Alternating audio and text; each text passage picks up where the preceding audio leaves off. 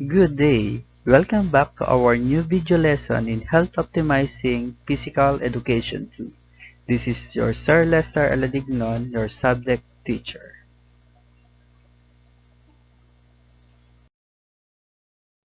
This is your quarter 4, week 5. Before going to our proper lesson, we will having a short game or warm-up. You need to know the word or words that has the same sound it represents. For example, Argentina. The word that represent was Argentina. Okay, you may guess now. This is your first word. Yes, you are correct. It's America. Next word. It's William G. Morgan. Next word. Yes, you got it right. It's volleyball. You are correct. It's Massachusetts. Next word. It's winter. For our last word. It's Mintonet.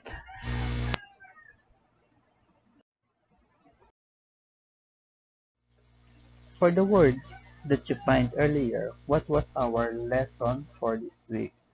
Okay, it's all about volleyball.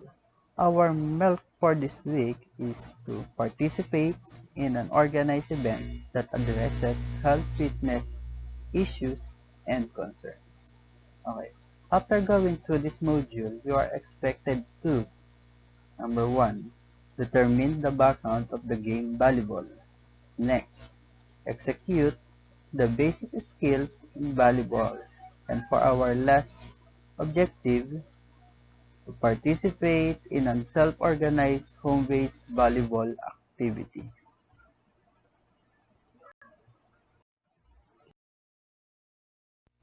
This session is divided into 2 lessons. Lesson 1 will be the volleyball as a team sport and its background. For Lesson 2, what are the volleyball skills? What I know. Let us check what you know in volleyball. Choose the letter of the best answer. For number 1, how many players per team are allowed on the court during a regular volleyball game? It's letter A, 2, B, 4, C, 6, D, 8.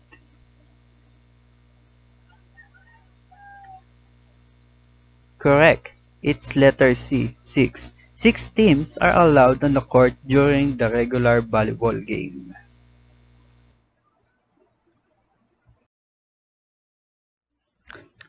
For question number 2, what type of scoring is used in high school and college volleyball team? A. Match point, B. Point set, C. Rally points, D. Traditional. It's letter C. Rally points. Ito ang ginagamit sa UAAP, NCAA, pati sa ating intrams, the rally point system. For question number 3, up to what score is a volleyball game played? A. 15, B. 20, C. 25, D. 30. It's letter C. 25 points lang ang meron tayo per volleyball game. For question number 4, how many times can the team hit the volleyball game played? A2, B3, C4, D5. It's letter B. Meron lang 3 hit per volleyball game played. For question number 5, which is a common type of hit used in the volleyball game? A. Forearm pass, B. Set, C. Spike, D. All of the above. The correct answer is letter D. This is the start of lesson 1. Volleyball as a team sports and its background. Okay, what is a team sports? A team sport includes any sports which involves players working together toward a shared objectives. What is the objectives of the players? Is to win the game. A team sport is usually activity in which a group of individuals on the same team work together to accomplish an ultimate goal which is usually to win. Okay. Magbigay nga tayo ng mga team sports na alam natin. Okay. Nandyan ang volleyball, football, baseball, at hindi mawawala ang basketball. At madami pang iba. Okay. The importance of teamwork is huge in every possible social environment you can think of, and it shouldn't be neglected. We will have a game, the word hunt. Okay. Look for the words or group of words that may define or may be related to the game volleyball.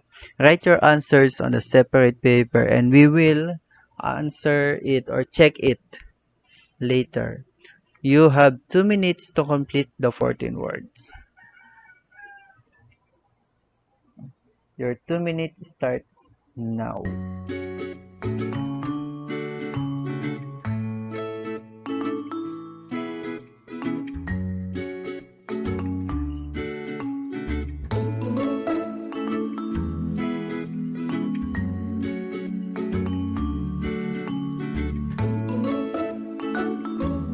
Only 14 words that related to the word volleyball.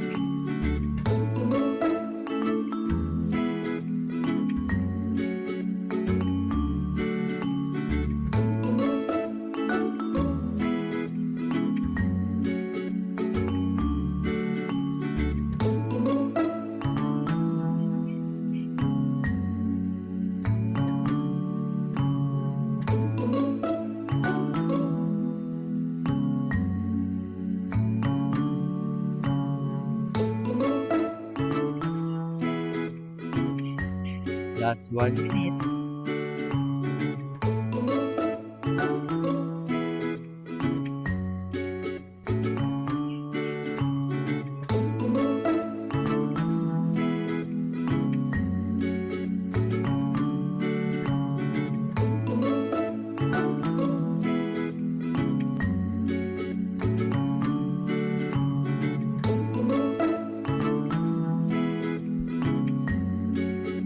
Seconds left.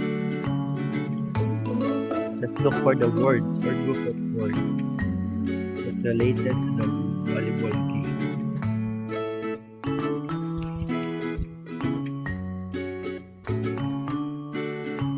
15 seconds.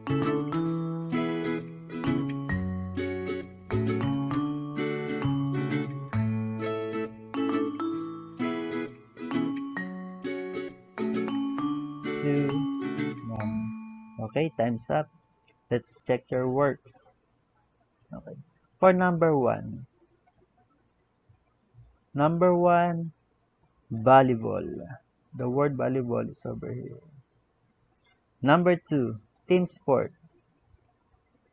Team sport.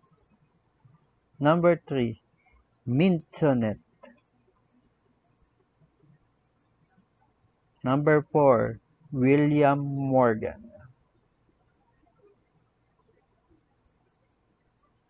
Number five, passing.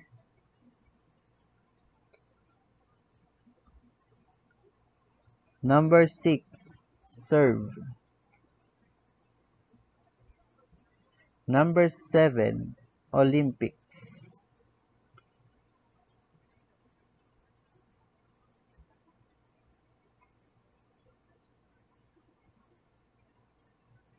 Number eight, net. Number nine, set.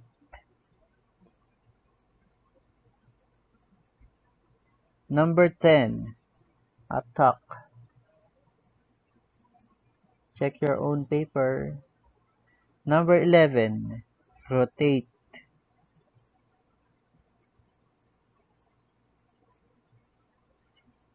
Number 12, rally.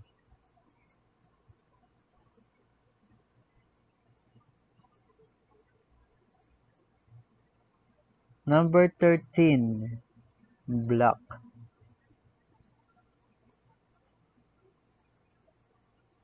And number 14, dig. These are the words that may related to the game volleyball.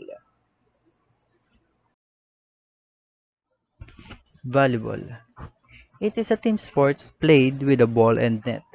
There are teams on each side of the net.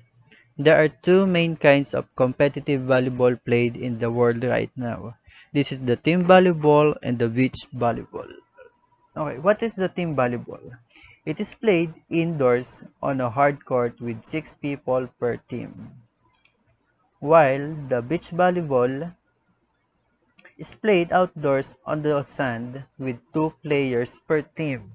Okay, ang volleyball daw, ang team volleyball ay binubuo ng 6 na player per team kapag naglalaro sa loob ng court.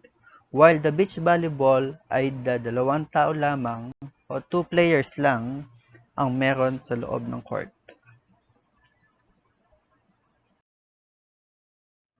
Let us know what is the history of volleyball. It was originally invented by William G. Morgan in 1985. He was the athletic director at the Young Men's Christian Association or the YMCA and was trying to come up with a game that would be fun like basketball but less taxing. Volleyball was first played as an official Olympic sport in 1964 Olympics. Japan won the first gold medal in women's volleyball, and the USSR won the first gold for men's volleyball. What are the equipments and the court dimension in volleyball? An indoor volleyball is typically white but may have some other colors as well. The official indoor volleyball is 2.5 to 26.5 in circumference, weighs 9.2 to 9.9 ounces, and has 4.3 to 4.6 psi air pressure. Beach volleyball are slightly bigger, weigh the same but have much less air pressure. The volleyball court is 18 meters long and 9 meters wide. It is divided in sides in the middle by the net. The net is 1 meter wide and is set up so that the top of the net is 7 feet and 5/8 inches over the ground. The only other key feature is a line that is drawn on each side, 3 meters from the net and parallel to the net. This is called the attack line. It defines the front row and the back row areas. This is the example of the volleyball court.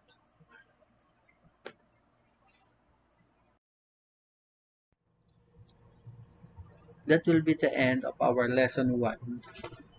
The volleyball as a team sports and its background. Okay, let's proceed to the lesson 2 or the volleyball skills.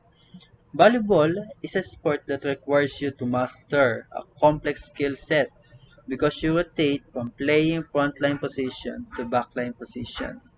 You constantly are shifting from setting up offensive plays to completing offensive plays. Okay. What are the skills that we have in volleyball? Number 1, service. The volleyball serve is the first opportunity of the player to score a point. It begins each rally. Once you toss the ball in the air, you must contact the ball to send it over the net to land inside the line of the court.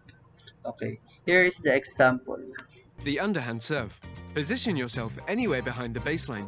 During service, you are never allowed to place your feet inside the court or on the baseline.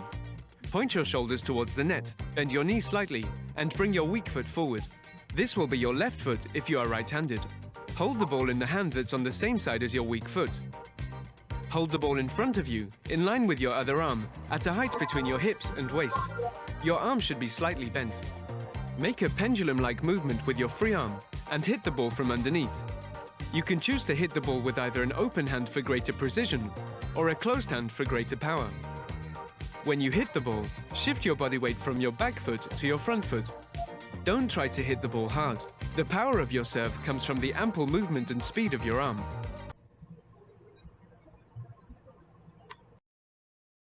Volleyball skill was dig. Dig is a forearm pass that is used to control the ball to the setter at the net. It is usually the first contact by the team and an effective shot to the use in defense, such as when receiving a spike.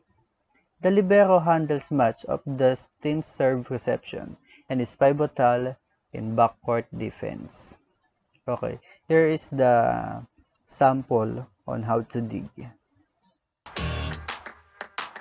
It's good to start with a medium athletic stance, not too low, not standing up. Plant your feet parallel to each other as wide as your shoulders, with your knees slightly bent, toes pointing forward, and your weight slightly on the balls of your feet. Place your arms in front of you, outstretched, and ready to receive the ball. When digging, some prefer it one hand over the other, some prefer it closed and wrapped around each other. Either way, the most important thing is your thumbs are parallel to each other and both are pointing downwards. When your thumbs are pointed downwards, you'll notice that your arms would straighten and your shoulders would drive up. Lift your hands away from your body about chin level, and from your medium athletic stance, lean forward and complete your strong, low platform by squeezing your shoulders and locking your elbows. Basic contact of the ball should be on your forearm. If you are starting out, make it a habit to never bend your elbows when digging the ball.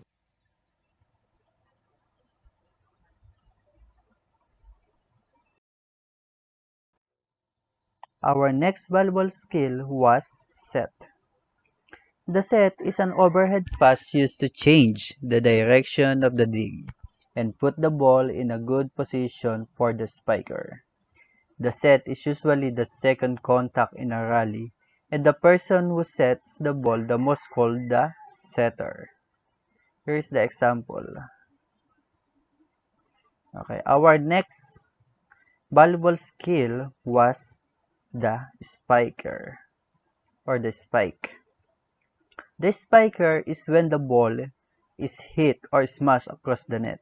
It is the most powerful shot in volleyball and the most effective way to win a rally. Here's the example of the spike.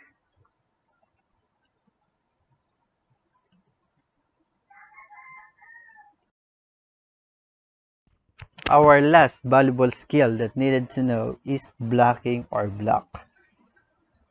A block is the first opportunity for a team on defense to keep the team on offense from hitting into their court. Once the whistle blows and your team serves the ball over the net, your team is on defense, ready to defend the court. Here's the example. Okay, let us now recap what are the 5 basic skills needed to know in playing the volleyball. Number 1, the service, the dig, the set, the spike, and the block. After knowing the 5 basic volleyball skills, what are the volleyball drills needed to know? Volleyball drills are used to enhance various performance factors such as ball control, footwork, and timing on approach jumps or blocks. Coaches and players need to understand the importance of training with purpose. Hindi yung train lang tayo ng train pero wala naman tayong tia-target na objectives. Bali wala lang day training natin. Okay. A purpose of a drill could be to fix a problem or improve volleyball skills such as passing or hitting. Performing your drills with purpose has many benefits.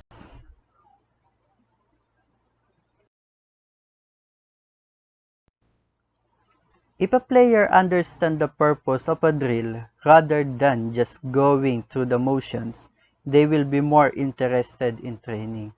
Okay, mas magiging interested daw tayo sa isang training natin kung alam natin yung magiging purpose na drill na ginagawa natin kesa sa ginagawa lang natin siya ng hindi natin alam kung ano yung purpose. Number 2, drills from volleyball are important for developing habits. If players are constantly focusing on how to perform a volleyball drills correctly, they will improve their ability to focus during competition. Number 1 na kailangan sa paglalaro ng basketball and volleyball is you have the confidence. If coaches will set goals and set a specific focus to a drill, they will have better understanding of when to move on or adjust the drills for a better training effects. Okay. Nalalaman kasi ng mga coaches yan kung ano yung mga kailangan natin pagpokusan sa pagtitraining ng mga drills natin para makapag-adjust tayo for the next play na gagawin natin. Okay, that will be the last lesson or topic that we needed to know or to tackle in this video lesson. Okay, for our last activity, we have a short recap that you needed to know. Direction. The following are different skill in volleyball. Look at the picture and arrange the jumbled letters to get the correct answer. Okay, you can answer on your own. Just be honest. Number 1. What is the volleyball skills for this? Yes, forearm passing. Number 2. What is this? Yes, this is blocking. Number 3. Ano kaya ginagawa nung player na yun? Yes, that was spiking. Number 4. Ito daw yung ginagawa na to is to set the ball to the spiker. Siya ang kadalasang pangalawang kumukuha ng bola ng volleyball. Yes, the setter or the setting. Number 5. This is the first opportunity to gain a point. Serving.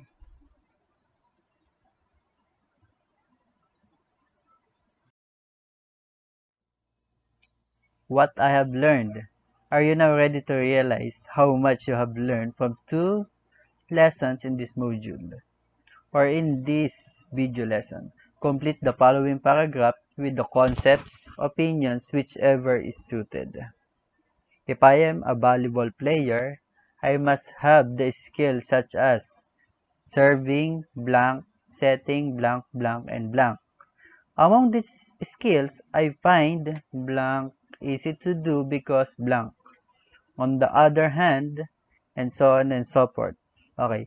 For you to answer it easily, mapadali ang inyong pagsasagot, bibigyan ko kayo ng hard copy at doon na kayo magsasagot sa papel na ibibigay ko sa inyo.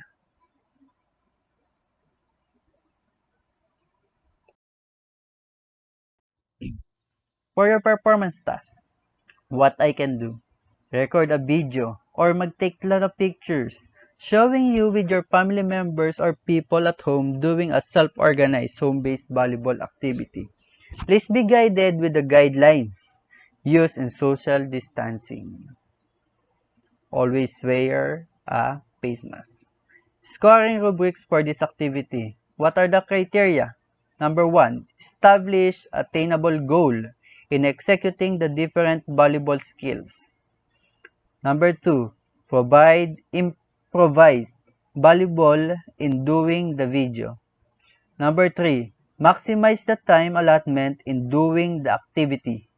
Number 4, clearly address physical fitness need on individual capacity of each member of the family. How will be graded? Will be the excellent, good, fair, and poor, and the remarks that I will answer. Direction. Make your own portfolio of picture album on how to execute the different volleyball skills by simply following the step-by-step procedure without choosing a ball. You may use the picture as your guide. Okay, for example, ito ang paano ba tayo mag-serve. Di ba, meron tayong mga susunod kung paano mag-serve ng overhand and the underhand. Here are the example.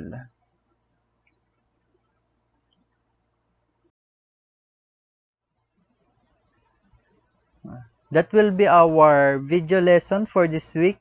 I hope that you have learned something.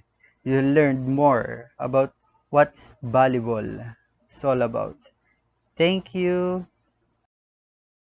Esther, your PE and health teacher. Thank you.